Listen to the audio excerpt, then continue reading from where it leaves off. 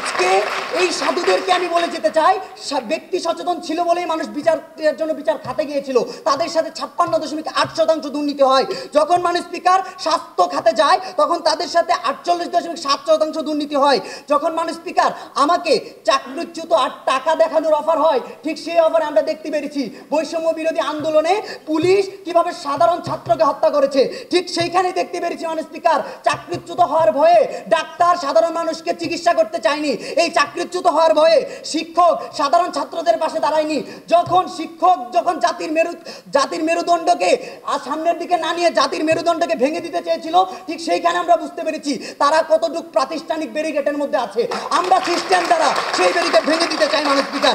আজকে মানুষ স্পিকার তারা বলার চেষ্টা করছিল যে বৈষম্য বিরোধী আন্দোলনের কথা।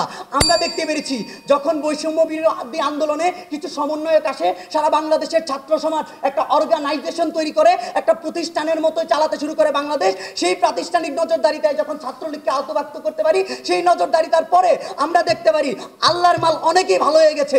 আওয়ামী লীগের পর তারা এখন বিএনপি বলে দাবি করছে তাদেরকে। মানুষ স্পিকার যখন আমরা দেখতে পারি কোভিড-19 সময় সবাই ভুয়া বলছিল, যখন আপনি প্রাতিষ্ঠানিক নজরদারিতে বাড়ান, সেই গ্রামের আমার চাচাতো ভাইটাও মাস্ক পরেছিল মানুষ স্পিকার। সেই মানুষগুলোকে ভ্যাকসিনের আওতায় আনতে পেরেছি।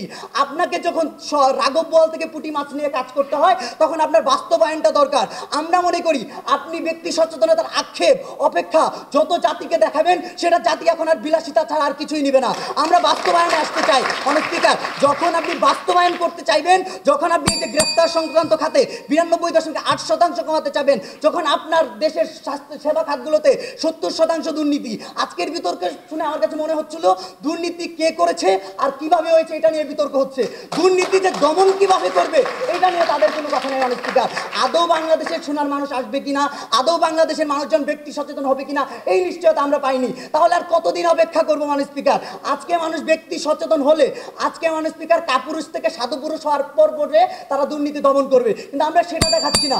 আমরা দেখিয়ে গেছি আপনাকে, যদি আপনি প্রাতিষ্ঠানিক নজরদারিতা বাড়ান, আপনি জবাবদিহিতা নিশ্চিত করেন, আপনার সংবিধানের প্রতি আস্থা আনতে পারেন, ঠিক তখনই মানুষজন ব্যক্তি সচেতন হবে মানুষ স্পিকার। ঘুষ মানুষ স্পিকার সাথে দেয় না, ঘুষ সে চাপে পড়ে দেয়। প্রতিষ্ঠান যখন আর আপনাকে চাপ দিবে না, সেই মানুষটা আর ঘুষ দিবে না মানুষ স্পিকার। তাই এই ভঙ্গুর সিস্টেম আমরা বন্ধ করতে চাই এবং প্রাতিষ্ঠানিক নজরদারিতা বাড়িয়ে আমি ব্যক্তি সচেতনতা বাড়াতে চাই মানুষ স্পিকার। ধন্যবাদ।